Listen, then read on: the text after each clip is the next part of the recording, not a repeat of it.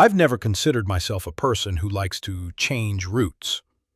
35 years of driving a truck have taught me to appreciate the beaten path. When I was young, of course, I tried taking shortcuts on country roads looking for alternative routes.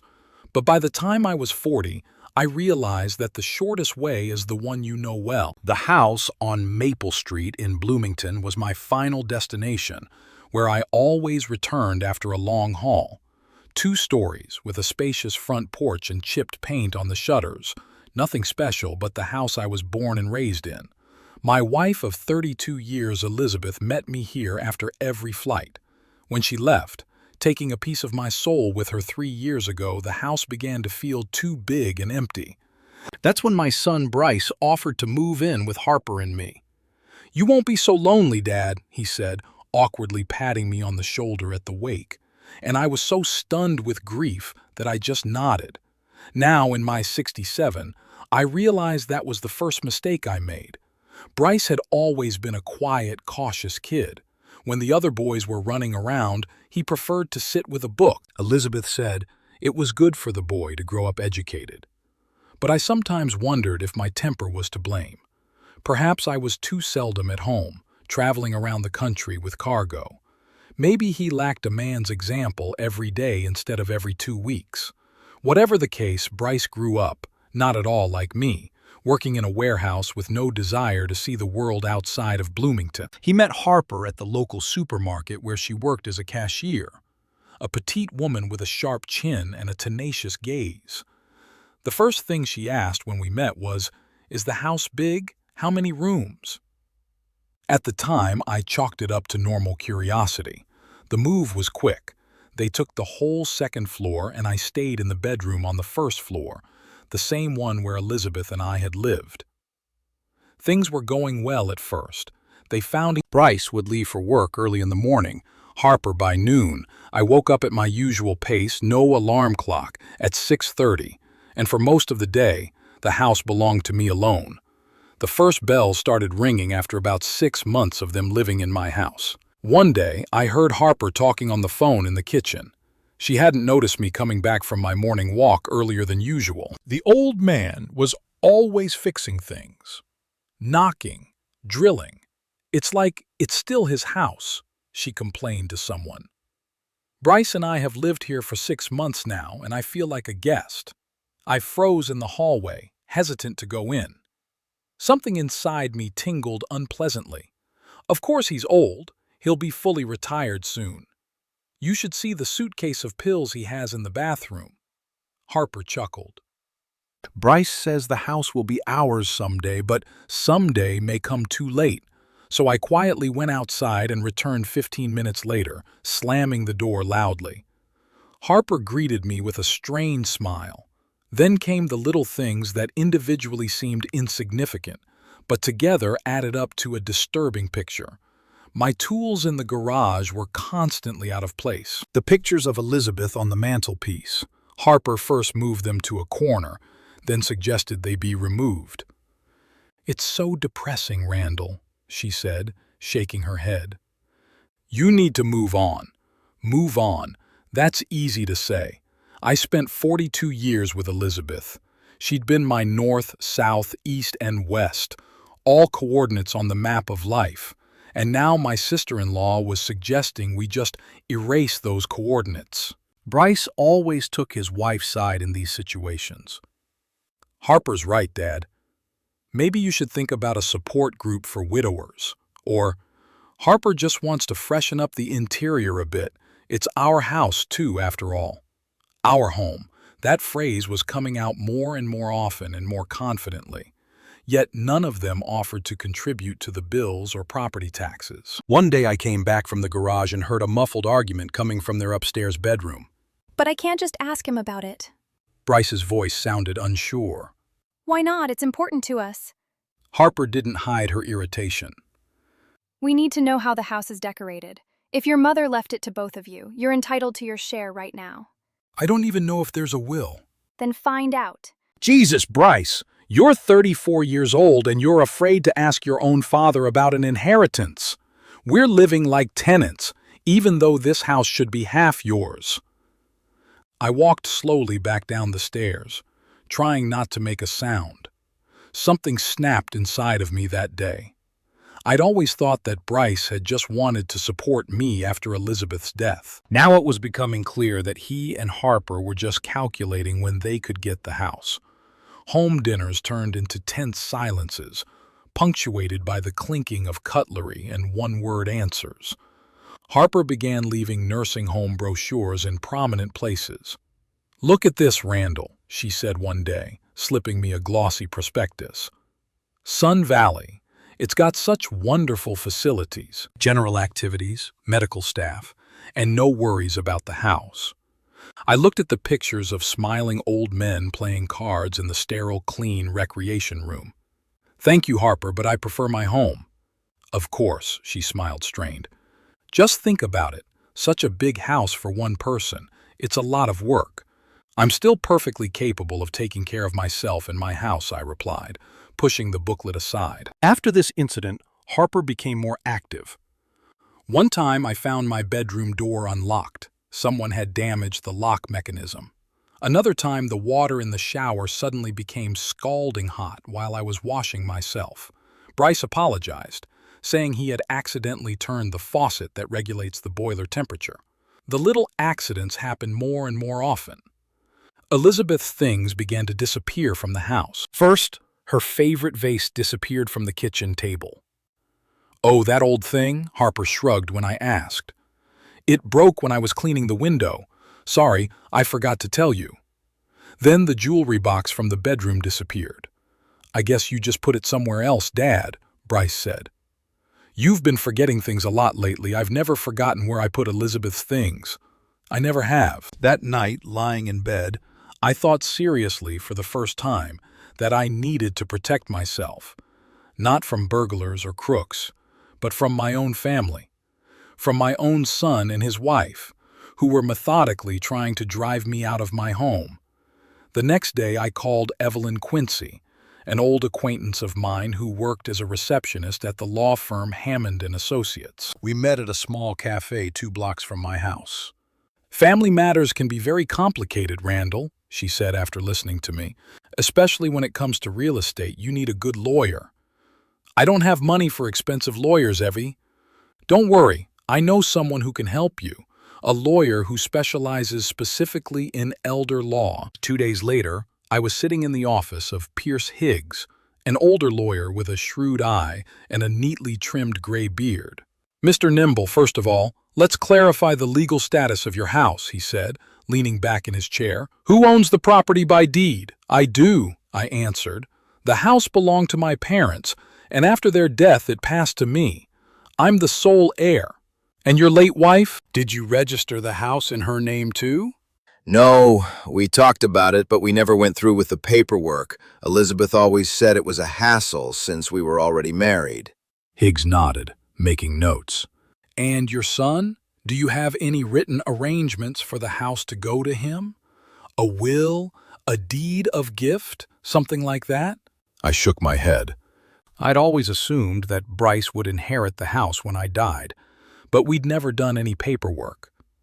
"Then, legally, the house belongs to you, and only you have the right to decide who lives in it." The lawyer looked at me over his glasses. "But I can see that the problem is deeper than just the legal aspects." I told him about the gradually deteriorating relationship with my son and daughter-in-law, about missing things, about accidental incidents in the house. "Unfortunately, these situations are not uncommon," Higgs sighed. "Especially when it comes to real estate. People can get impatient when it comes to inheritances. What would you advise me to do?"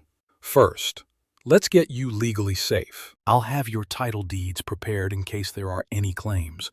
Secondly, I'd recommend you keep a diary of all suspicious incidents, dates, times, details, and, if possible, install cameras or voice recorders."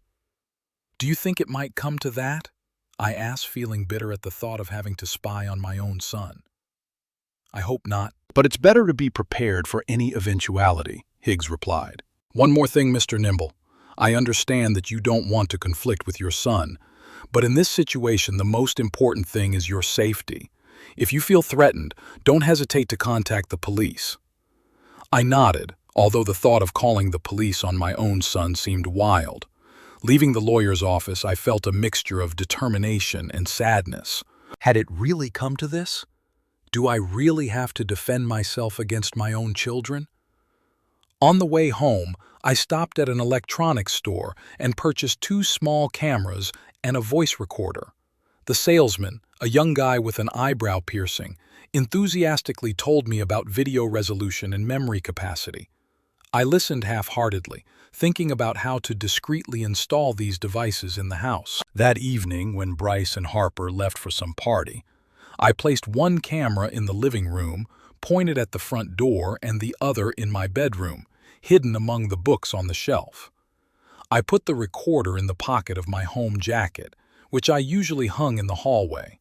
At dinner the next day, Bryce suddenly asked, "Dad, I've been wanting to talk to you for a long time. How would you feel about remortgaging the house to Harper and me? You know, while you're alive. It would save a lot of paperwork later." I slowly set my fork aside, trying to remain calm. "What's that for?" "Well, you know how complicated inheritance is," Harper interjected. "Taxes, lawyers. This way it'll be smooth, and you won't have to worry about paperwork, accounts." "I'm perfectly capable of taking care of my accounts," I said, "and I don't plan to change anything on the deed to the house yet." Harper's face froze, and Bryce looked disappointed. "Dad, we're not being self-serving. We just want it to be done right." "I think it's exactly right now." I looked him straight in the eye. "The house belongs to me, and I see no reason to change that in my lifetime." After dinner, I heard them arguing in the kitchen, thinking I had already gone up to my room. "See, I told you so," Harper hissed. "He'll never give up the house willingly. We'll be waiting forever. What are you suggesting?" Bryce's voice sounded tired. "I can't force him." "Can't or won't?" Harper's voice was ringing with steel. "We need to act more decisively. I'm tired of living in limbo." I quietly went upstairs, feeling cold inside. These were no longer petty annoyances. They were openly discussing how to deprive me of my home that I had lived in all my life. The next morning, I called Higgs and told him about the conversation. "Document everything," he advised, "and be prepared for them to take more aggressive action." "Like what?" "Trying to prove you're incompetent. It's a common tactic in these situations." I remembered Bryce's words about forgetting things and realized that this might be part of the plan. What can I do? Get a medical evaluation, a complete one, with cognitive tests. This will be your proof of capacity if they try to challenge your rights. I took his advice. Dr. Morgan, my primary care physician for 20 years, was surprised by my request but performed all the necessary tests. "Randall, you're in great shape for your age," he said as he reviewed the results. "Your blood pressure's a little high, but nothing critical. And on the cognitive tests, you did better than a lot of 40-year-olds. I asked him to provide me with a written report, which I sent to Higgs to keep on file. When I returned home, I found that Harper had been going through my things again in my absence. I noticed it at once. An old picture box had been moved and a desk drawer was not fully closed. That evening, I decided it was time to be proactive. I already knew they weren't going to stop, and I needed to be prepared. I gathered up my most prized possessions, documents, and memorabilia related to Elizabeth, and took them to my old friend Keith, who we'd worked together as truckers for almost 20 years. "You can keep this with me as long as you need it," Keith said, as he helped carry the boxes in. "But what's going on, Rand? It's like you're getting ready to evacuate." "You could say that," I replied.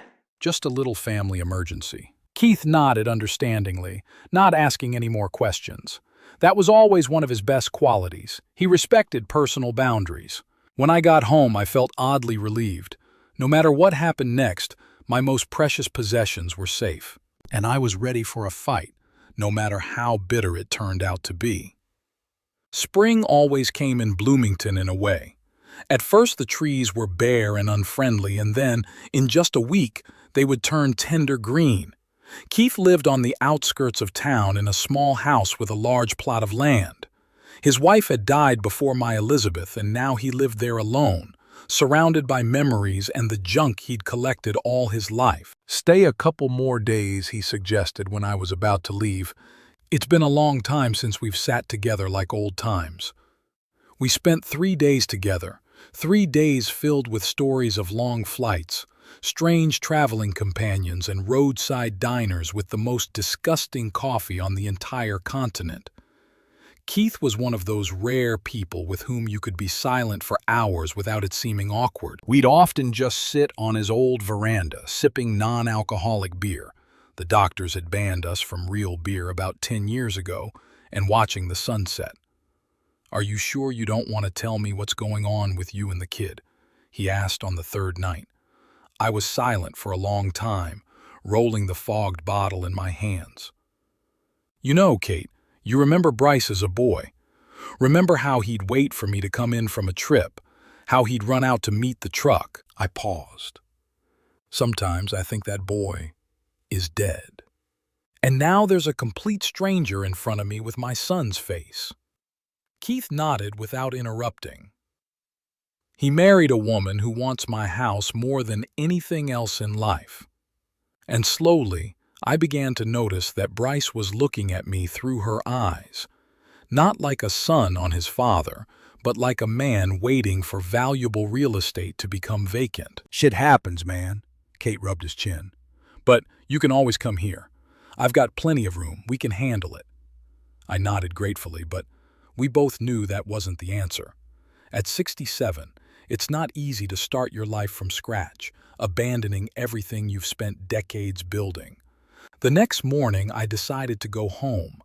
The tension of the last few weeks wouldn't let go, and I wanted to check in on what was going on in my absence. I checked my phone before I left, not a single call from Bryce or Harper. They hadn't even asked where I was or when I'd be back. "Keep me posted," Kate said as I got into my old pickup. "And remember, there's always an alternate airfield." The drive to Bloomington took about an hour. I drove while listening to old country music cassettes that Elizabeth always thought were terrible, but tolerated for my sake. Mentally, I prepared myself for another tense evening in the company of Bryce and Harper, for their awkward pauses and fake smiles, but the reality was worse than any expectations. I parked in front of the house at the beginning of the third day. Everything looked the same as usual.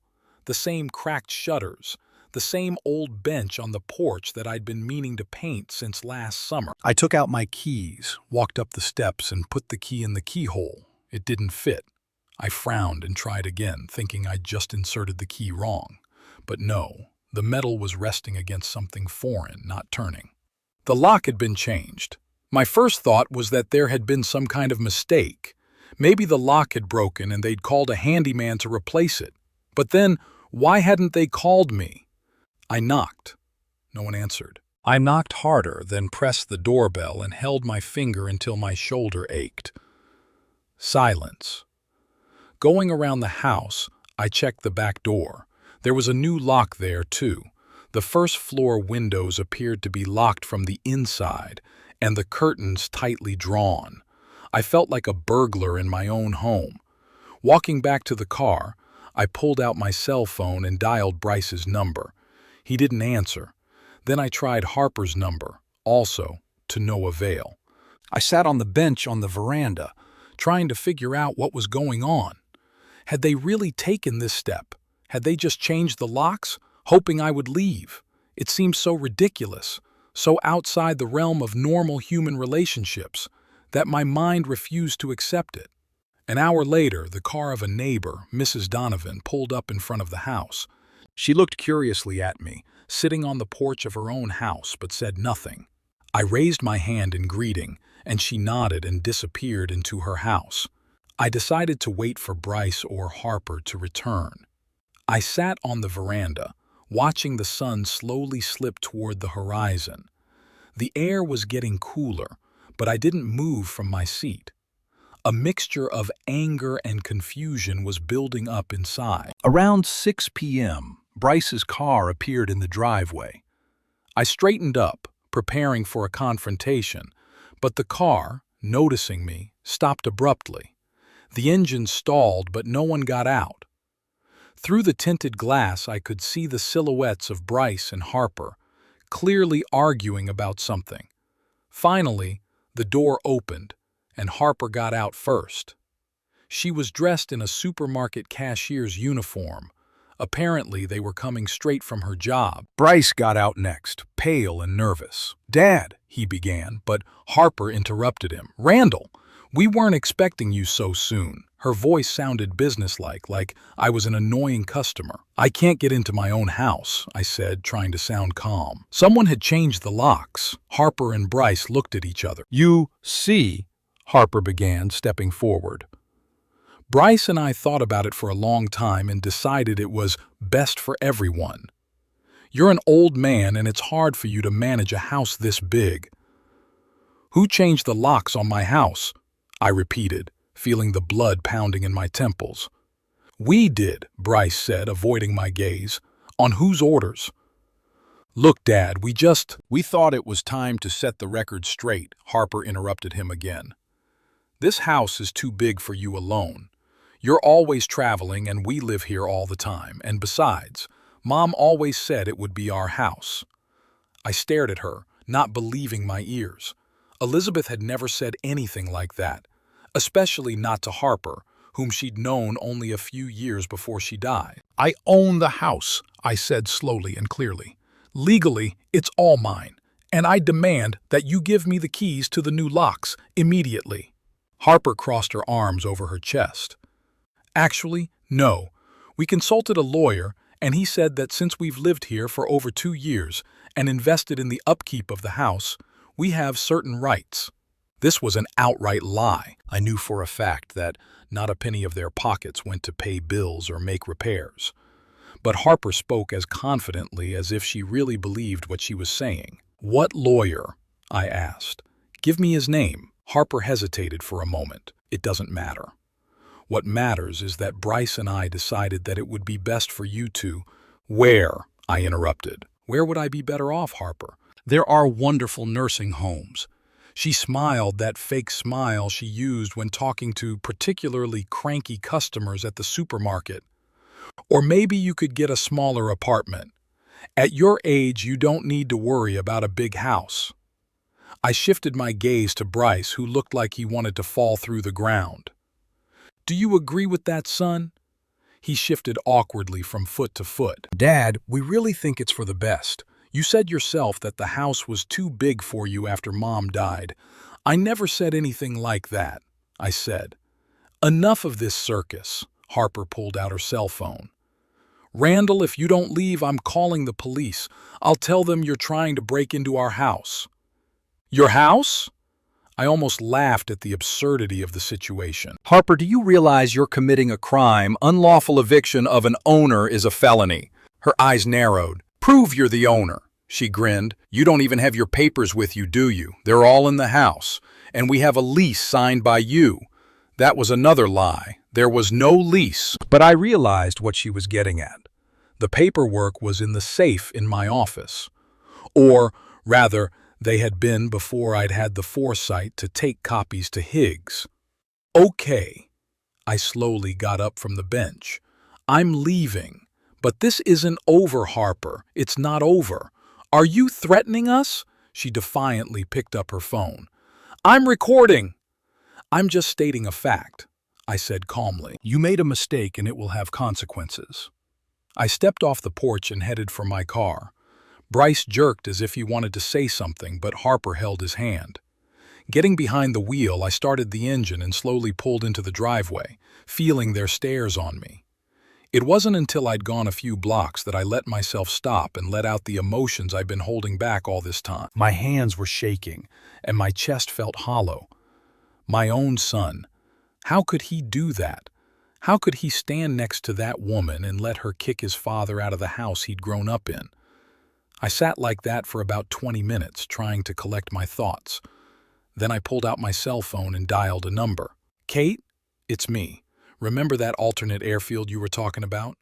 When I got back to Keith, I told him everything that had happened. He listened in silence, only the jowls in his cheekbones moving to show his anger. "Stay as long as you need to," he said when I was done. "And call your lawyer tomorrow. These little crooks shouldn't get off that easy." I didn't sleep much that night. Lying on the couch in Keith's living room, staring at the ceiling and replaying the conversation with Harper and Bryce in my head. Their faces, their voices, their lies. It all felt like a nightmare. I called Higgs first thing in the morning.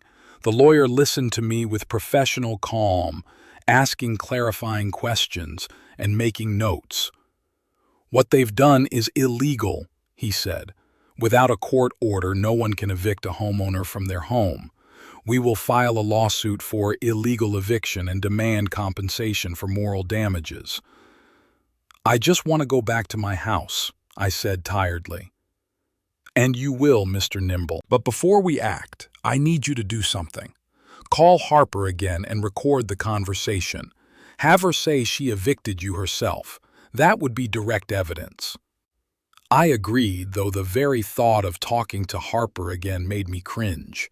Dialing the number, I put it on speakerphone and started recording on the tape recorder I'd brought with me. Harper answered after the fifth ring, her voice sounding wary.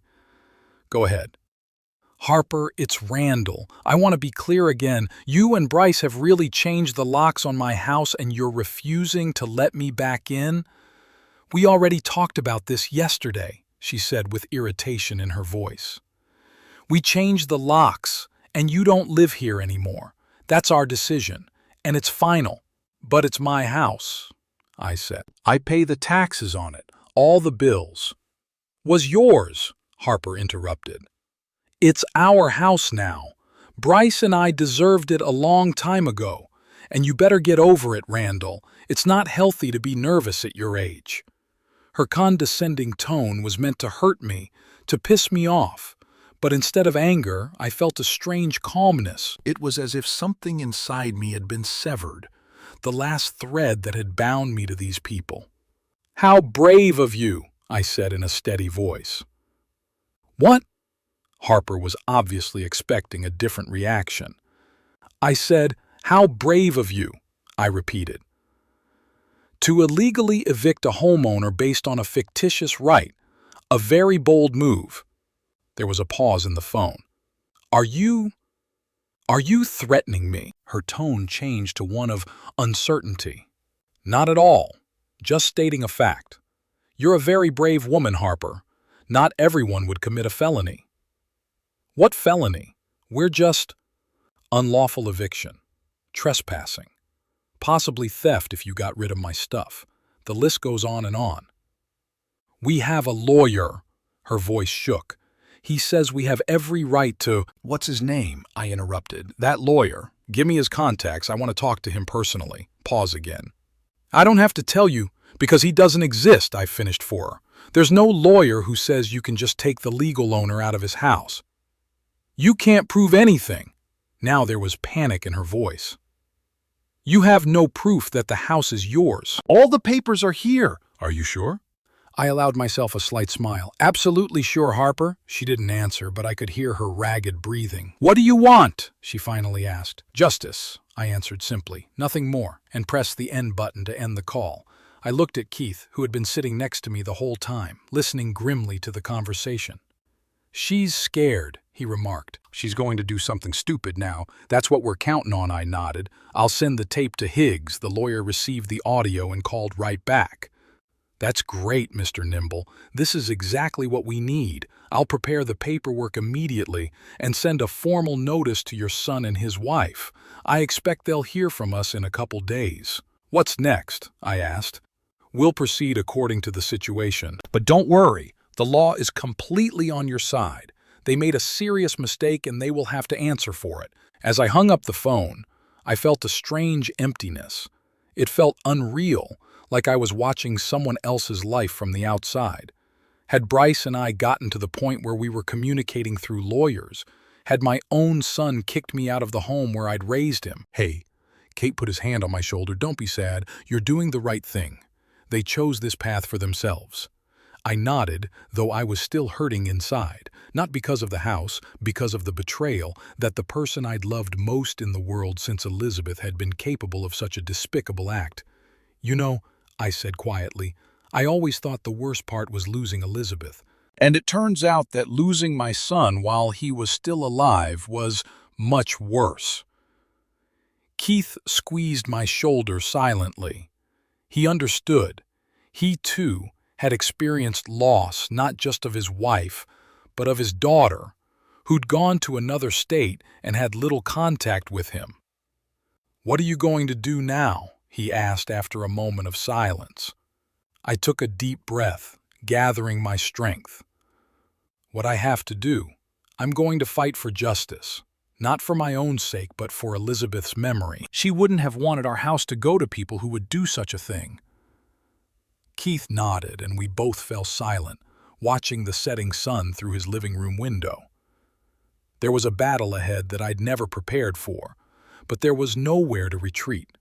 Too much was at stake, not just the house, but the memory of my entire life spent in it. I spent the next 2 days in a strange daze. Keith tried to distract me with talk of old times, suggested watching a baseball game on TV, even took me fishing on the local lake. I mechanically kept up the conversation, cast the rod, cooked breakfast in his cramped kitchen, but inside I felt nothing but emptiness. It was as if a part of me remained in that house on Maple Street, locked behind new locks. Higgs was working at an impressive rate. On the second day after our conversation, he invited me to his office to sign the prepared documents. "Everything is ready, Mr. Nimble," he said, laying out the papers on the desk. "We are sending a formal notice of unlawful eviction, a demand for immediate restoration of your rights as owner, and a warning of legal action if the demands are not met within 48 hours. I looked over the paperwork. The dry legal language and the fine print seemed strangely soothing. No emotion, just facts and references to legislation. "What if they ignore this letter?" I asked, signing the last page. "They won't." Higgs allowed himself a slight smile. "The letter will be delivered by courier with an official return receipt. They'll have to sign for it. And if they refuse to accept it, we'll send it through the sheriff's office to make an extra impression. And if they don't respond? Then we immediately file a lawsuit in court, and at the same time we go to the police to report the illegal eviction. In such cases, law enforcement usually accompanies the legal owner in returning to his property. But to be honest, it rarely comes to that. Most people get scared at the official notification stage." I nodded, hoping he was right. The idea of having to go back to my own house with a police escort seemed absurd and humiliating. "There's something else," Higgs added, pulling another document out of the folder. "Given the gravity of the situation, I recommend that you consider disinheriting your son. It may seem cruel, but under the circumstances—" "No," I interrupted. "I mean, I'm not ready to make such a decision right now. Let's deal with the house first." Higgs nodded understandingly and put the document away. "Whatever you say, just keep that possibility in mind." In the meantime, he handed me an envelope. "This is for you." "What is it?" "A notarized copy of the title to your house. Keep it with you in case you run into your relatives." I took the envelope, feeling oddly relieved. I now had physical proof that the house belonged to me, a small shield against Harper's lies. "A courier will deliver the papers this afternoon," Higgs said as he walked me out. "Keep in touch, Mr. Nimble. If they try to contact you directly, don't discuss anything without my presence." Returning to Keith, I told him about the meeting with the lawyer. My old friend listened with an approving smile. "It's good that you're going through a lawyer," he said. "You know what I would do if I were you? I'd come down with a bolt cutter and cut the damn locks off. But your way makes more sense." I could hear the slight disappointment in his voice, and I smiled. Keith always preferred direct action to legal niceties. The day dragged on slowly. I checked my phone several times, waiting for a message from Higgs about the delivery of the documents, but time passed and there was no news. Finally, around 6 p.m., As Keith and I were preparing dinner, the phone rang. "Mr. Nimble," Higgs' voice sounded pleased. "I am pleased to report that the documents have been successfully delivered and received. Your sister-in-law signed the delivery notice. How did she react?" The courier reported that she looked surprised. Apparently, she didn't expect such a quick response. After talking to Higgs, I felt strangely elated. For the first time in days, something was happening according to my plan rather than Harper's. It was a small but important victory. Keith noticed the change in my mood and offered to celebrate with a beer. A real one, not the non-alcoholic surrogate we usually drank. "To hell with the doctors, you can have one," he winked. We sat on the veranda of his house, watching the sunset and sipping beer from fogged bottles. For the first time in days, I felt something resembling calm. "You know," Keith said, looking at the horizon, "I always thought the hardest things in life were the roads. Bad visibility, ice, daredevils on the highway. But it turns out the real challenge starts when you stop driving. Getting old is a job, too, and a damn hard one." I nodded silently. He was right. No one prepares you for having to fight for your rights with your own kids, to stand up for your dignity when you've already been written off. The phone rang unexpectedly, making us both wince. Bryce's name popped up on the screen. "Don't answer it," Kate warned him. "Remember what the lawyer said?" I nodded and let the call go to voicemail. A minute later, the phone rang again, and again, and again. After the fifth ring, I couldn't take it anymore. "I'll just listen to what he has to say," I mumbled, pressing the receive button. "Dad?" Bryce's voice sounded tense. "We need to talk." "I'm listening," I answered neutrally. "Not over the phone. Can we meet where you are right now?" "I'm on the phone with my lawyer, Bryce," I interrupted him, remembering Higgs's advice. "If you want to discuss the situation, it should be in his presence." "Lawyer?" There was panic in his voice. "Dad, we don't need lawyers. We're a family. A family doesn't throw each other out on the street and change the locks," I replied coldly. "It was Harper," I said coldly. "It was Harper." His voice was pleading. "She insisted. I didn't want this to happen. Something inside me trembled. My boy, my son. Had he really just fallen under the influence of his wife?" "Dad, please," Bryce continued. "Let's meet tomorrow. I'll explain everything." I hesitated. Part of me wanted to believe him, to give him a chance to explain. But the other part, the more rational part, reminded me of the betrayal, of the way he'd stood by Harper when she'd kicked me out of the house. "If you want to talk, come by my lawyer's office tomorrow morning at 10, I finally said. "I'll tell him you'll be there." "But Dad." "That's my condition, Bryce. It's either that or we go through the lawyers." There was a pause, and then he said quietly, "Okay, text me the address." I ended the call and looked at Keith, who'd been sitting next to me the whole time, listening intently. "Do you think he genuinely wants to make up?" I asked. Keith shook his head. "I don't know, buddy, but you were right to insist on seeing a lawyer. Let him prove first that he really wants to make things right." I immediately called Higgs and told him about my conversation with Bryce. The lawyer approved of my decision and promised to prepare for the meeting. "It's possible that this is an attempt to mitigate the consequences or to buy time," he warned. "Be prepared for the possibility that your son may not act on his own." The night passed restlessly. I tossed and turned on the couch, thinking about the upcoming meeting. What would Bryce say? Was he truly remorseful, or was this just a new ploy? And most importantly, would I ever be able to trust him again?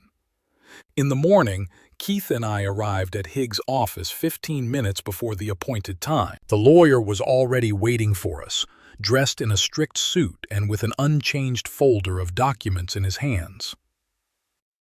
"Mr. Quinlan may attend as your trusted friend," he said when I introduced Keith. Sometimes it's good to have a witness not directly involved in the case. We were seated in the meeting room, a large dark wood table, comfortable chairs, a carafe of water. It looked solid and imposing. I sat down next to Higgs, and Keith sat a little farther back against the wall. At 10:05, the door opened and Bryce walked in. Alone, without Harper. He looked exhausted, the dark circles under his eyes, the wrinkled shirt, the nervous look in his eyes. When he saw Keith, he flinched slightly but said nothing. "Good morning, Mr. Nimble," Higgs greeted him formally. "Please have a seat." Bryce lowered himself awkwardly into the chair across from us. "Dad, he began, but Higgs raised his hand, stopping him. "Before we begin, let me be clear about the purpose of our meeting," the lawyer said. "Your father has received serious abuse from you and your wife, including unlawful eviction from his own home. You have received a formal notice of violation of the law and a demand for immediate restoration of your rights as an owner. You are here to discuss how you intend to comply with these demands." Bryce shifted his gaze from Higgs to me confusedly. "Yeah, I thought we were just going to talk," he mumbled. "Family talk. It stopped being just a family matter the moment you broke the law." Higgs cut him off. "It's a legal matter now." Bryce lowered his head. "I realize that what I did was wrong," he said quietly. "I want to make it right." "What exactly are you suggesting?" Higgs asked. "Yeah," Bryce hesitated. "I can give you the keys to the new locks." Right now, he pulled a bunch of keys out of his pocket and put them on the table. Higgs looked at me, waiting for a reaction. I nodded silently.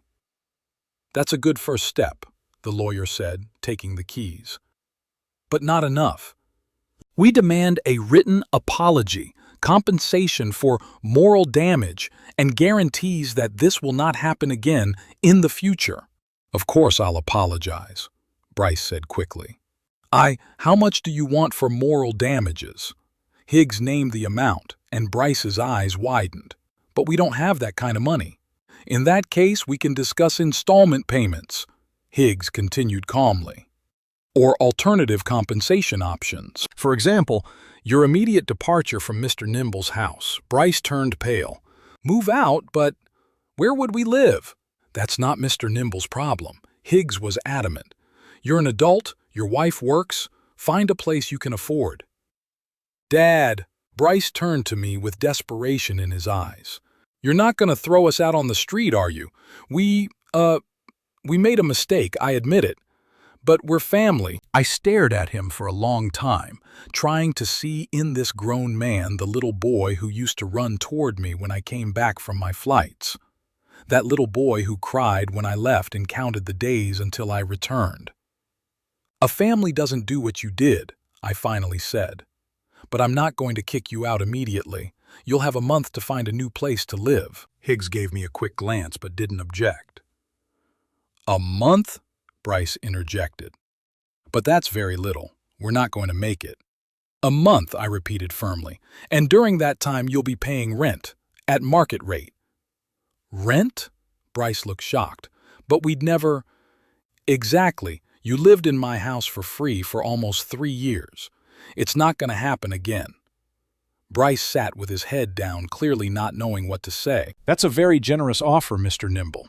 Higgs intervened, turning to Bryce. "Given the circumstances, your father could demand immediate eviction through the courts with compensation for all legal fees." "Yeah, I understand," Bryce mumbled. "Thanks, Dad." "One more condition," I added. "Don't touch anything in the house. No throwing away, moving, or hiding any of my stuff." "Sure," Bryce agreed quickly. Great. Higgs pulled out a pre-prepared document from a folder. "In that case, I suggest you sign an agreement stating all these terms. It will keep us from any misunderstandings in the future." Bryce took the document and began to read it, but it was obvious that he didn't understand the legal terms. "It's okay," I said, seeing his confusion. "It just records what we just agreed to." Bryce gave me a grateful look and signed in the space provided. Higgs and I signed the document too. "You'll keep a copy," the lawyer said, handing Bryce a copy. "I remind you that violation of the terms of the agreement may result in a lawsuit." Bryce nodded, tucking the paper into the inside pocket of his jacket. He looked depressed, but at the same time a little calmer. Apparently, he'd expected more stringent terms. "Can I talk to my father alone?" he asked, looking at Higgs. The lawyer turned to me, waiting for a decision. "Just 5 minutes," Bryce added. "Please." I hesitated. Part of me wanted to hear what he had to say without witnesses, but the other part of me feared more manipulation. "Okay," I finally decided. 5 minutes. Higgs and Kate left the room, leaving us alone. As soon as the door closed, Bryce stepped forward. "Dad, I have to explain," he began hurriedly. "It was Harper. She kept pushing me, said we were wasting our time living with you, that the house should be ours. I tried to explain to her that it wasn't right, but she—" "That's enough," I held up my hand, stopping him. "You're a grown man, Bryce. You don't need to take it out on your wife." "But it's true." There was desperation in his voice. "She threatened to leave me if I didn't. She said I was spineless, that I couldn't take care of our future." I looked at him and saw a frightened boy looking for excuses for his actions. "It was always like that. The broken window was the ball's fault. The bad grade was the teacher's fault. The missed classes were the fault of friends who made you skip school." "You could have just talked to me," I said tiredly. "Come and say, 'Dad, we need our own place. I'd help you with a down payment on an apartment.' Or we could have talked about other options. But instead, you decided to just kick me out of my house." Bryce lowered his head. "I know, it was awful. I'm sorry, Dad, I really am." "Sorry isn't enough," I replied. "Trust is broken, Bryce, and it's not easy to rebuild. What can I do?" There was desperation in his voice. "Tell me and I'll do it." I stared at him for a long moment, trying to see the sincerity behind his words. Part of me wanted to believe he was truly remorseful, but another part of me remembered how he'd stood next to Harper on the porch when she'd threatened to call the police. "Keep your word," I finally said. "Fulfill the terms of the agreement. Find a new place to live within a month. Don't cause trouble when I get back to the house. That would be a good start." Bryce nodded, looking a little disappointed. Apparently, he'd expected a more emotional response. Forgiveness, a hug. But I couldn't give him that. Not now. Not when the wound was too fresh. "One more thing," I added, remembering something important. "Bring back all of Elizabeth's things you've put away or hidden. Every single one of them." His face trembled. "Yeah, I'll try to find everything I can." "Not try, but find it," I said firmly. "That's out of the question." Our 5 minutes were up and there was a tactful knock on the door. Higgs and Kate came back into the room. "Are we done?" the lawyer asked, looking at me. I nodded. "Yeah, everything's discussed." Bryce stood up, looking a little confused. "When are you coming home?" he asked quietly. "Tomorrow," I answered. 10 o'clock in the morning. Make sure you'll both be there." He nodded, and with one last glance at me, he left the room. When the door closed behind him, I felt strangely empty. "You've done well, Mr. Nimble," Higgs said, gathering up the papers. "The terms are fair but firm. I'll make the necessary arrangements for your return home." "Thank you," I stood up, feeling suddenly tired. I couldn't have done it without you. Kate came over and put a hand on my shoulder. "You did good," he said, "and you didn't let yourself begrudge it. I'm proud of you, old man." We went outside. It was a clear, sunny day, but I felt only a heaviness in my heart. Victory should have been satisfying, but instead I felt only bitterness. My son had come to me, not because he realized his mistake, but because he was afraid of the consequences. And even now, cornered, he was trying to put the blame on Harper to avoid responsibility. Hey, Kate poked me lightly in the shoulder. don't be so down on yourself. The important thing is you're coming home. You can deal with the rest later. I nodded, trying to concentrate on that thought. Really, the most important thing right now was to get back to my house, to regain control of the situation, and the relationship with my son. Maybe things will change in time. Or not. After all, a man can't live his life for someone else, even if that someone else is his own child. "Let's go to my place," Kate said. Pack your things, get some rest before tomorrow. It's not going to be easy. I glanced once more at the building where Bryce had disappeared. I wondered what he would tell Harper. How would he explain to her that their plan had failed? And what would they do now that they only had a month to find a new place to live? Well, that's not my problem. I've done everything I can to give them a roof over their heads, to support them all these years. Now they have to build their lives on their own, without my help. And maybe it's for the best, for all of us. The morning was surprisingly clear and fresh. I woke up earlier than usual before sunrise and lay staring up at the ceiling of Keith's guest room for a long time. My thoughts swirled randomly in my head. What was going to happen in my own house today? How will my meeting with Harper go? What would I say when I looked her in the eye after everything that had happened? Keith, noticing my condition at breakfast, tried to cheer me up in his own way. Don't worry, old boy. Just remember that you are the master of the situation.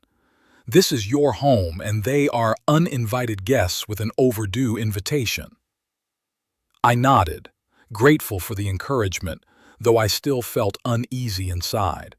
It was one thing to win a legal battle and quite another to return to the house where you'd been betrayed by the people closest to you.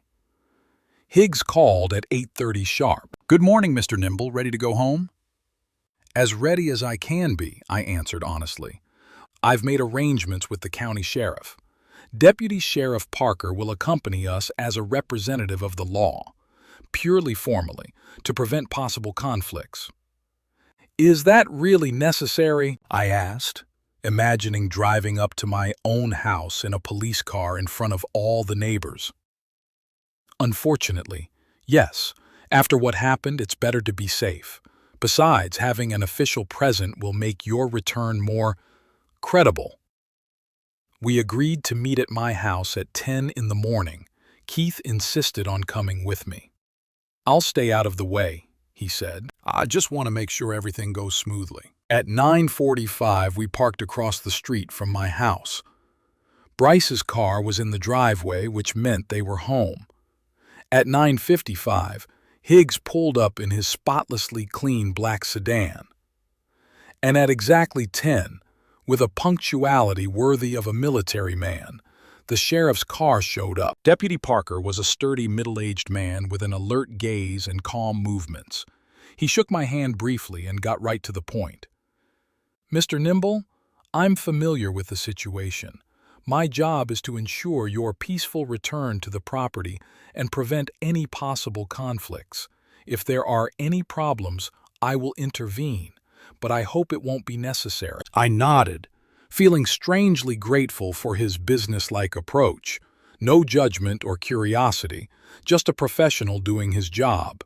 The three of us, me, Higgs, and the deputy sheriff, headed toward the house. Keith stayed in the car as promised, but his presence still gave me confidence. I climbed the familiar porch steps and rang the doorbell of my own house. It was a strange, humbling feeling. The door opened almost immediately, as if Bryce had been standing behind it, waiting for us to arrive. He looked tense, but he kept his cool. "Dad," he nodded. Then, noticing the deputy sheriff, he paled slightly. Is that necessary?" "Just a precaution," Higgs answered in my place. "Considering previous events." Bryce nodded reluctantly and stepped back, letting us into the house. "Is Harper home?" I asked, looking around. "Yeah, she's in the kitchen." I walked inside and immediately noticed the first changes. The pictures of Elizabeth on the mantelpiece were gone. In their place were some decorative knickknacks, the glass figurines Harper had always loved to collect. The old plaid that Elizabeth had knitted with her own hands and that always lay on the couch was gone too. I felt a wave of anger rising inside, but I held back. Not now. First, I need to make sure I'm officially back in my house. Harper came out of the kitchen, wiping her hands on a kitchen towel. When she saw the deputy, she froze for a second, but quickly pulled herself together. "Randall," she nodded with a strained smile. "Welcome home." "Thank you," I replied dryly. though it was strange to hear such words from the man who'd changed the locks a week ago to keep me out of my own house. Harper blushed a little, but she got over it quickly. "It was a misunderstanding," she said, casting a quick glance at the deputy sheriff. "Bryce and I were just concerned about the safety of the house, given your age and frequent absences." "Mrs. Nimble," Higgs intervened, "let's not waste time rewriting history. We all know what happened. What's important now is that the transition go smoothly and without further conflict." Harper pressed her lips together but remained silent. Deputy Sheriff Parker coughed, drawing attention. "I need to make sure Mr. Nimble has unobstructed access to all areas of the house," he said. "I also need to record that the keys to all the locks have been turned over to the rightful owner." Bryce pulled a bunch of keys out of his pocket and handed them to me. "Here, Dad. All the keys are in here, the front door, the back door, the garage. I took the keys, trying not to show how much it hurt me to see these new, unfamiliar keys to the house I'd lived in all my life." "Mr. Nimble," the deputy sheriff continued, "I suggest you take a look around the house to make sure everything is in order. I'll accompany you." I nodded and moved toward the stairs leading up to the second floor, where Elizabeth and I had once shared a bedroom and where Bryce and Harper now lived. Along the way, I noticed more changes. Some of the paintings on the walls were gone. The antique clock I'd gotten from my father, the antique vase in the alcove by the stairs. As I made my way up to the second floor, I headed straight for the former bedroom. Bryce and Harper followed me at a distance, as did the deputy sheriff with Higgs. Opening the door, I froze on the threshold. The room had been completely transformed. There was no trace of the cozy space Elizabeth and I had created over the years. New wallpaper in cool gray-blue tones, modern furniture, no personal belongings or photos. We decided to redecorate," Bryce said nervously behind me. "The room was so old-fashioned." I nodded silently, not trusting my voice.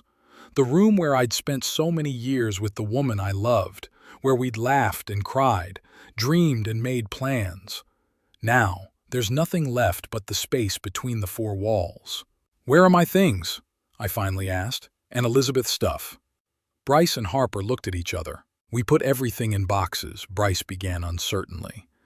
"They're in the garage." "Some of the things were so old and worn out," Harper interjected. "We got rid of them so we wouldn't clutter up the house." "We got rid of it?" I asked, feeling the blood rush to my face. "What exactly did you throw away?" Harper shrugged with feigned indifference. "Nothing of value, just old junk, worn-out clothes, some papers, old photo albums." "Photo albums?" I felt a tearing inside. "You threw away our family photo albums. They were so dusty and took up a lot of space," Harper said, as if she were explaining the obvious to a child. "Besides, in the age of digital photos, paper albums are a thing of the past." I stood there, unable to believe what was happening. The photo albums that Elizabeth and I had carefully collected our entire lives, our wedding, Bryce's birth, his first steps, school celebrations, family trips. It's all just thrown away like trash. "Where's the desk?" I asked, looking around the room. The antique oak desk where my father and I worked had disappeared without a trace. "We took it to a thrift store," Bryce said, avoiding my gaze. "It was too bulky and didn't fit in with the new decor." "You sold my desk?" I couldn't believe my ears. "Without my permission?" "Technically," Higgs interjected, "it could be considered theft or misappropriation of property." Harper threw an annoyed look at the lawyer. "We weren't stealing, we just cleared a space. Randall wasn't using the stuff anyway." "It doesn't matter, Mrs. Nimble," Higgs replied calmly. "Ownership doesn't depend on how often a thing is used." I silently left the room and headed for the other rooms on the second floor. Bryce's room, which Elizabeth and I had carefully kept after he moved in, was now a sort of home office for Harper. The guest bedroom became a walk-in closet. Nowhere was there a trace of the former home I'd known and loved. Walking down to the first floor, I headed straight for my office. The lock on the door was broken. Apparently, they had tried to break in after changing the front door locks. Inside, chaos reigned. Desk drawers pulled out, papers scattered. The safe in the corner of the room bore the marks of an attempted break-in. "Did you try to open my safe?" I asked, turning to Bryce and Harper, who were standing in the doorway. We were looking for the deeds to the house," Bryce mumbled, blushing. "We wanted to make sure everything was in order." You mean you wanted to find a loophole to take my house? I didn't hide the bitterness in my voice. Bryce didn't say anything, but his face spoke for him. Mr. Nimble, Deputy Parker intervened. would you like to file a report for attempted burglary and theft of property? I wondered. File a report on my own son. Bring the situation to a criminal case. Despite all the pain and anger, I couldn't bring myself to do it. "No," I finally answered. "But I want an official report to be made on the state of the house and the missing items." "A reasonable solution," Higgs nodded. "It will document the damage to your property." We continued the inspection of the house. In the living room, the collection of vintage records I'd collected all my life was gone. The dining room was missing the silver candlesticks Elizabeth and I had gotten for our silver wedding anniversary. Missing from the kitchen were her favorite china dishes that she only used on special occasions.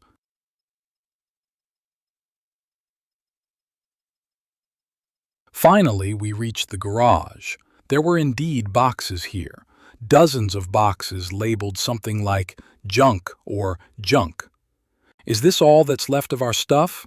I asked, looking at these faceless cardboard boxes. "We kept everything that seemed important," Harper replied, but her voice sounded unsure. I walked over to the nearest box and opened it. Inside was a mess of framed photos, documents, small mementos, all piled up as they were, with no respect for these things or the memories they held. In the second box, I found Elizabeth's clothes, neatly folded dresses, blouses, scarves, and things I'd hesitated to touch after her death, keeping as a memory of her. Now they were unceremoniously packed away like trash waiting to be hauled away. The third box contained some of the missing photo albums, not all of them, but at least some. I clutched them to my chest with relief.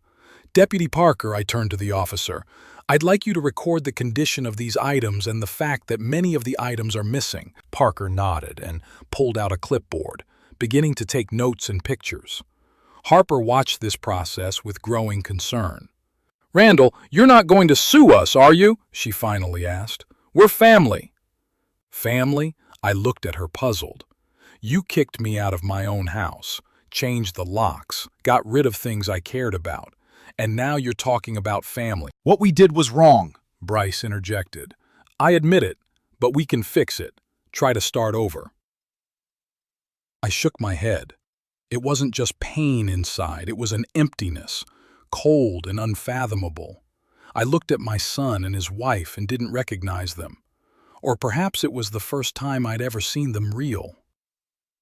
"Let's get the formalities over with," I said, turning to Higgs and the deputy sheriff. "I want to officially document my return to the house and the condition of the property."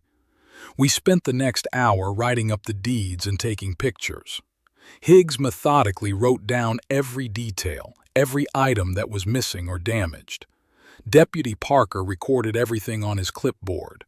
Bryce and Harper watched the process in silence, occasionally exchanging concerned glances. When the formalities were complete, the deputy turned to me. "Mr. Nimble, you're officially reinstated to your property. If you have any problems, feel free to contact the sheriff's office." "Thank you for your help." I thanked him sincerely. "Mr. and Mrs. Nimble." Parker turned to Bryce and Harper. "I must remind you that the agreement you signed requires you to vacate the premises within 30 days.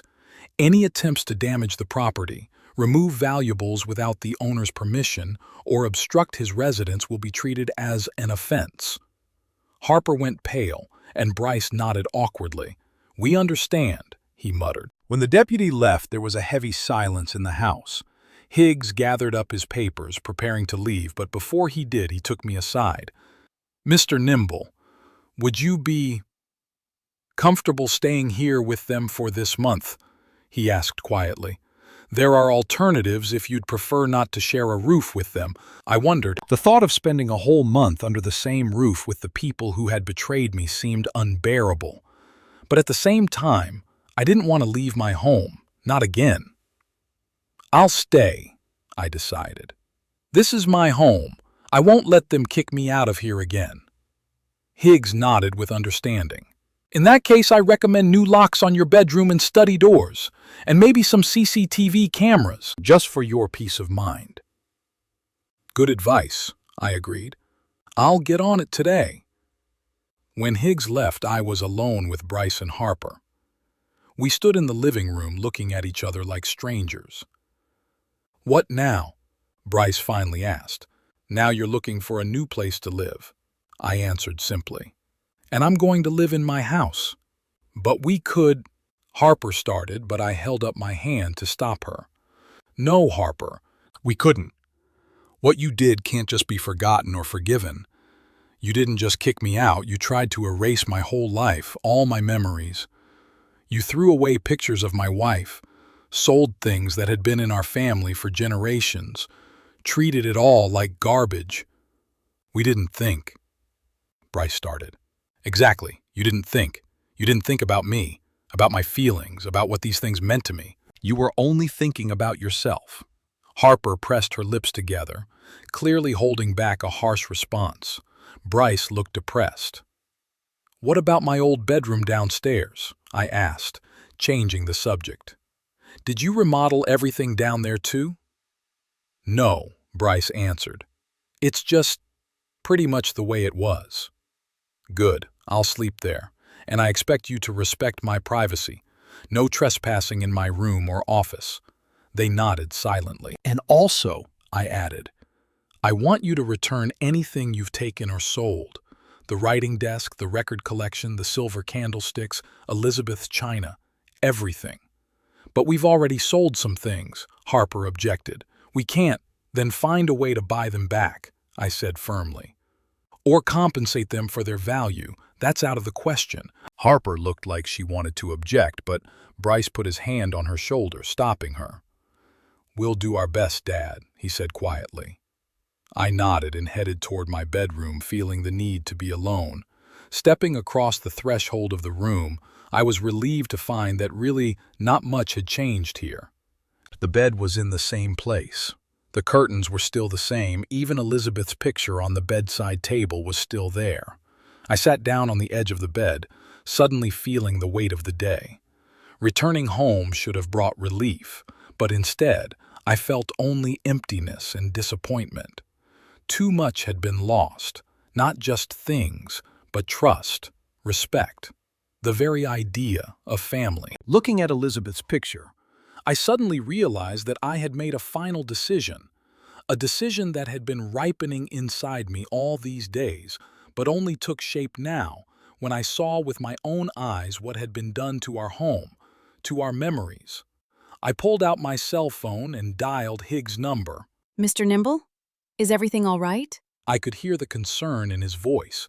"Yes, everything's fine," I answered. "I made a decision about that document you showed me earlier, the inheritance." "Are you sure? It's a big step." "I'm absolutely sure," I said firmly. "But that's not all. There's something else I'd like to discuss with you. The possibility of selling the house." There was a pause on the other end of the line. "You want to sell the house?"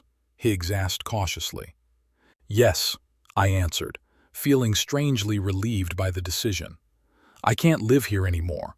There are too many memories, good and bad. I need a fresh start." "I understand," Higgs' voice sounded sympathetic. "It's a reasonable decision given the circumstances. We can start the process immediately if you're sure." "I'm sure," I said, looking at Elizabeth's picture. "More than sure." When I finished talking, I felt a strange calmness. It was as if a heavy weight had been lifted from my shoulders. The house that had once been the center of happiness had become a source of pain. Perhaps it would bring more joy to someone else. I ran my hand over the sheets on the bed, the wooden frame of Elizabeth's photograph, the spines of the books on the shelf. Saying goodbye to these things, to these walls, to this life. "I'm sorry, Elizabeth," I whispered, looking at her smiling face in the photograph. "I know you loved this house, but it's not the same as it was when you were here. And I'm not the same anymore. It's time for both of us to move on." And for the first time in a long time, I felt like I'd made the right decision.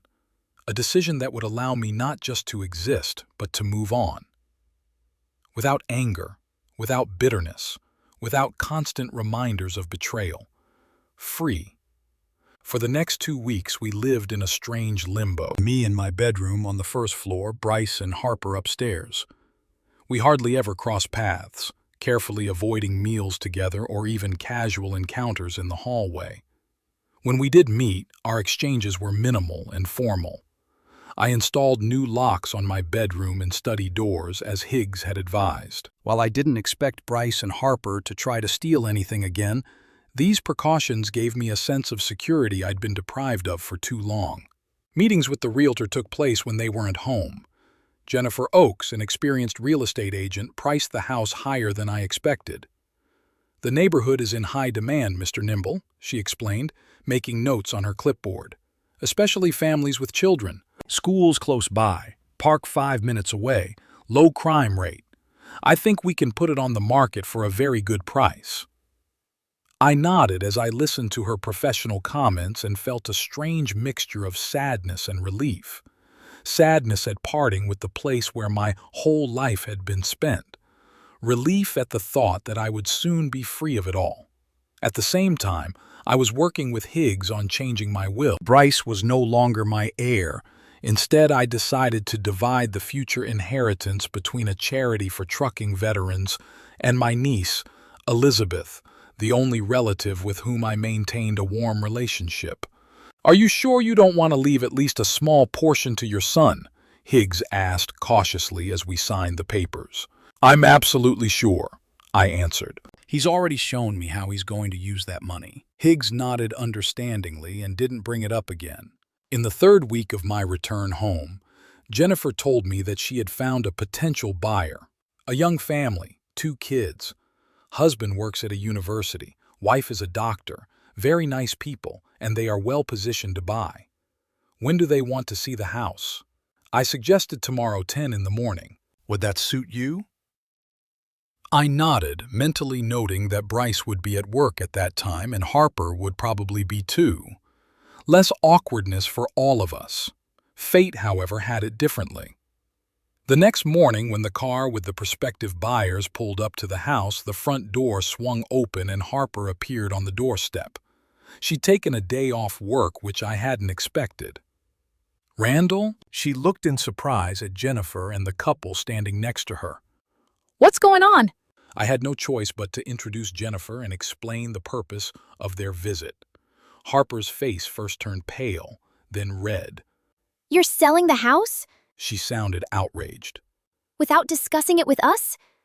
"I don't need to discuss anything with you," I replied calmly. "The house belongs to me and I have the right to use it as I see fit." Harper looked as if she wanted to say something else, but she held back, glancing at the prospective buyers watching us with interest.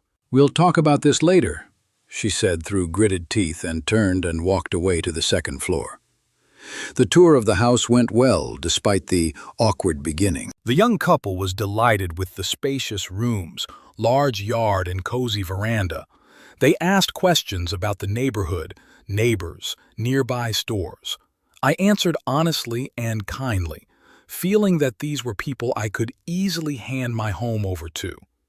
When they left, promising to contact Jennifer in the coming days, Harper came down to the 1st floor. Her face was impenetrable, but I could see her hands twitching, a sure sign of barely contained anger.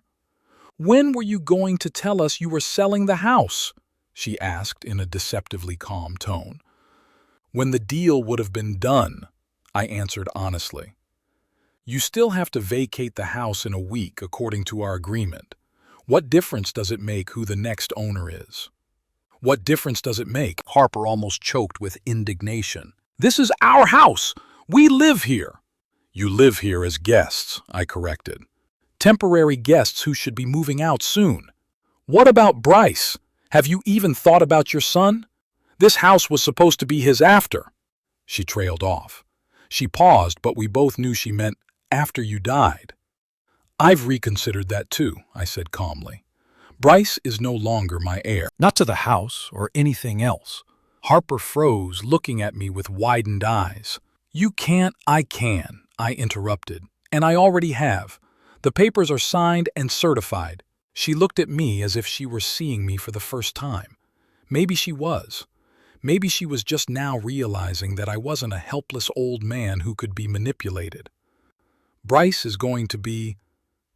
She hesitated, searching for words. Will be destroyed when he finds out. He made his own choice, I answered, feeling the coldness in my chest. He chose a side. Now let him live with the consequences. Harper left upstairs, slamming the bedroom door loudly. I heard her immediately dial someone's number, most likely Bryce, and start talking in a fast, agitated voice. I didn't eavesdrop and retired to the garden, where I spent the rest of the day pruning the overgrown rose bushes Elizabeth loved so much. Bryce came home from work earlier than usual. I heard his car door slam, quick footsteps tapping on the driveway, the front door swinging open. He found me in the garden, still tending to the roses. Is it true? He asked without preamble. Are you selling the house? I straightened up, wiping my hands on my gardening gloves. Yes, but why? It's our family home.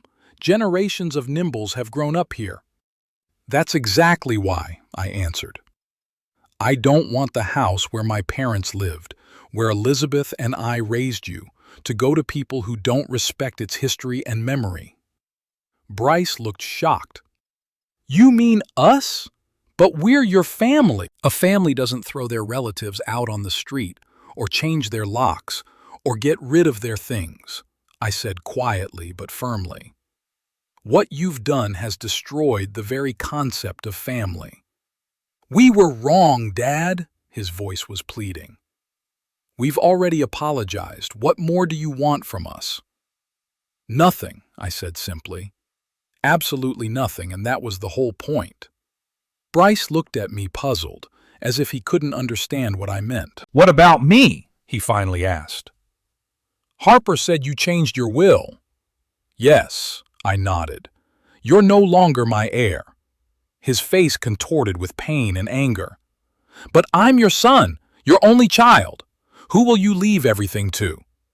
It's none of your business, I said calmly. But it's not fair, he exclaimed. You can't just...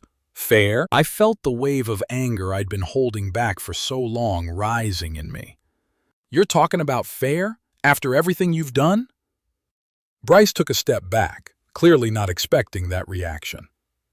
We did make a mistake, he said more quietly. But that's no reason to disinherit me. It's no reason to sell the house our family lived in. It wasn't a mistake, I shook my head. A mistake is when a person does something unintentionally, without realizing the consequences. You acted with complete awareness. You planned everything in advance. You waited for me to leave, changed the locks, threw away my things. It was a deliberate act. Yeah, don't tell me it was Harper, I interrupted him. You're a grown man, Bryce. You made your choice. We stood in the middle of the garden, looking at each other like strangers. We were only a few feet apart, but it felt like a chasm. What will happen to the house? He asked at last. A good family will buy it, people who will appreciate it. And you, where will you go? I smiled, feeling strangely relieved by the decision.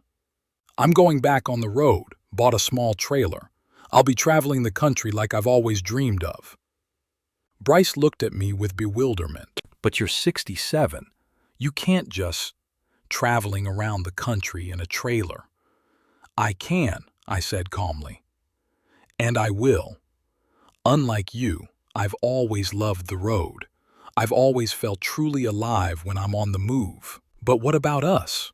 There was confusion in his voice. You will live your life, I answered, and I'll live mine. Just like that? We're not family anymore? I stared at him for a long time, trying to see in this grown man the little boy I'd once loved more than anything. The boy who used to run to me, arms outstretched, when I'd come back from flights. The boy who wanted to be a trucker like his daddy and travel all over the country. A family can't be destroyed overnight, Bryce, I finally said. It takes years of small betrayals, unnoticed hurts, unspoken words. Our family ceased to exist long before you changed the locks. He lowered his head, unable to find the words to object. When are you leaving? He asked quietly. As soon as the deal is finalized.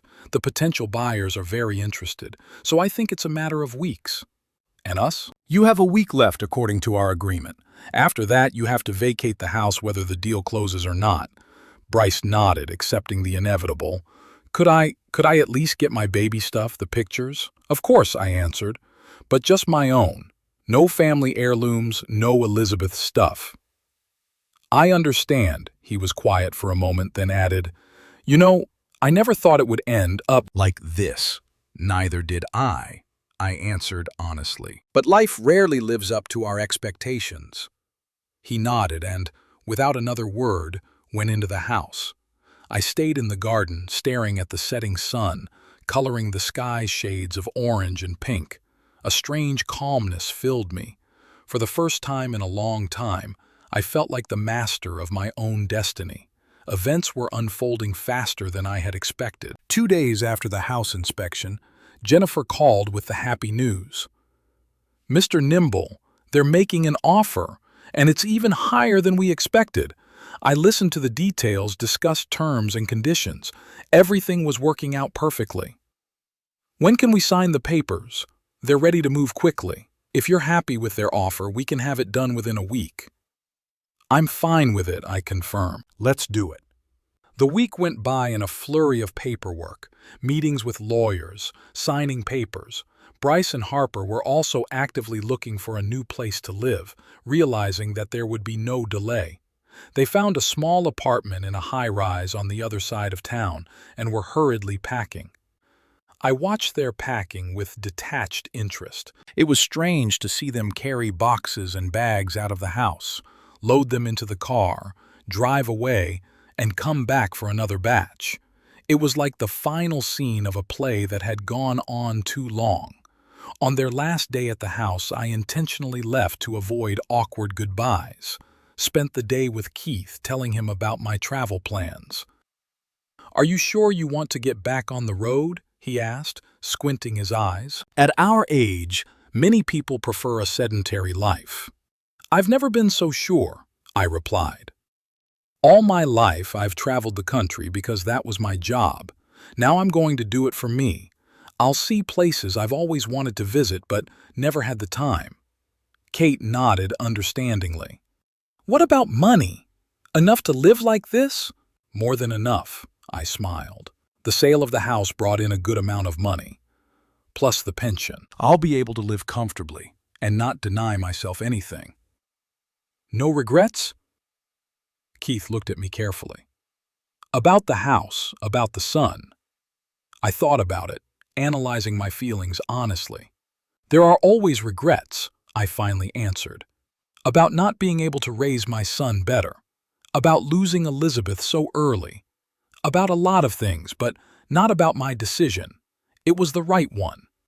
When I got home that evening, the house was empty. Bryce and Harper had taken all their stuff and left their keys on the kitchen table.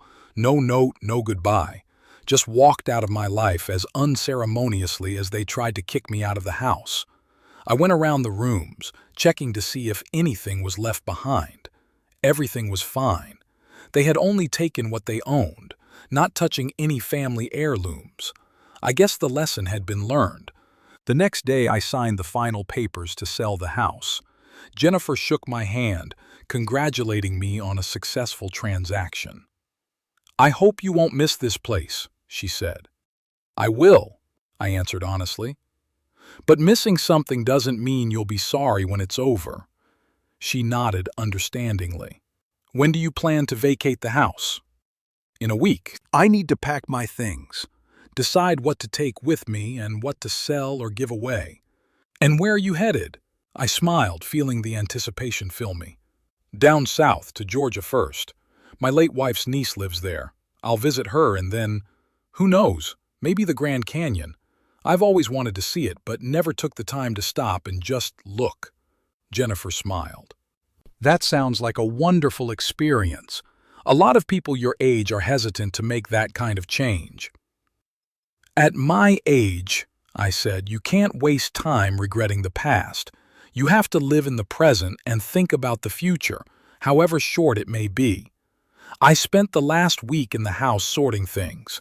Some I packed for travel, some I set aside for a garage sale, some I decided to just leave to new owners. I was especially careful to select memorabilia related to Elizabeth. Photos, letters, small souvenirs from our trips together. Every evening I would go out on the veranda, sit in the old rocking chair and watch the sunset, saying goodbye to the house, to this life, to the past. On the last day, I met with the new owners to hand them the keys. A young couple brought their children with them, a boy about 8 years old and a girl about 6. The children were excitedly running around the rooms, choosing where their bedrooms would be. "We are very grateful to you for this house," the woman said, shaking my hand. "We promise we'll take good care of it." "I know," I smiled. "That's why I chose you. A house should be filled with life and love." We exchanged the last formalities, and I walked out onto the porch where Keith was waiting for me in his pickup truck. My new trailer was already hitched to it. A compact but comfortable motorhome where I was going to spend the next few years of my life. I looked back one last time at the house where I had lived my entire life. Strangely, I felt no sadness, just a slight nostalgia and anticipation of new adventures. "Ready?" Kate asked as I got into the car. "More than ready," I answered, buckling my seatbelt. "Let's go." We hit the road. I looked ahead at the road ahead of us and felt the past getting farther and farther behind me with every kilometer. Somewhere out there, in the city I was leaving, were Bryce and Harper in their new apartment, probably still angry and disappointed with the way things had turned out. But that was no longer my story. My story was just beginning. At 67, I was finally free From commitment, from the weight of the past, from toxic relationships. There was a road ahead, an endless ribbon of asphalt running off into the horizon, and I was ready to follow it wherever it led.